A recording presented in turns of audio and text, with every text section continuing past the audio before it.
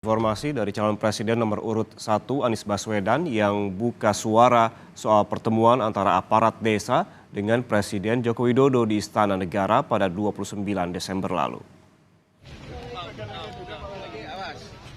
Anies Baswedan menyebut tidak mempermasalahkan soal pertemuan Presiden Joko Widodo dengan aparat desa yang tergabung dalam Perkumpulan Aparatur Desa Seluruh Indonesia atau PAPDESI di Istana Negara pada Jumat 29 Desember lalu. Meski demikian, Anies mengingatkan soal pentingnya netralitas aparat desa di Pilpres 2024. Ya, yang penting jaga netralitas. Dan saya rasa sekarang warga desanya pun tahu kok bahwa ini adalah haknya orang-orang dewasa yang tidak perlu diintervensi, yang harus dihormati. Jadi jaga netralitas. Sementara calon presiden nomor urut 3 Ganjar Pranowo mengaku tidak mengetahui isi pembicaraan Jokowi dengan aparat desa dalam pertemuan di Istana Negara pada 29 Desember lalu. Namun Ganjar mengingatkan agar pertemuan itu tidak membahas soal mobilisasi politik untuk Pilpres 2024. Ganjar juga menegaskan agar pemerintah tidak menggunakan kewenangan mereka dalam politik elektoral. Mantan Rob Suriah cabang Purbalingga 3 periode.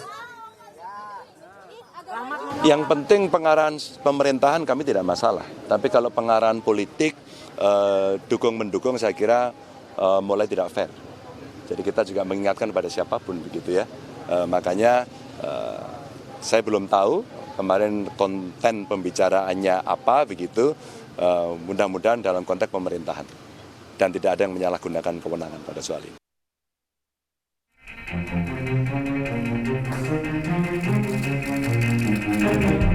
Presiden Joko Widodo menerima sejumlah perwakilan aparat desa yang tergabung dalam Perkumpulan Aparatur Pemerintahan Desa Seluruh Indonesia atau PAPDESI di Istana Negara pada Jumat 29 Desember lalu.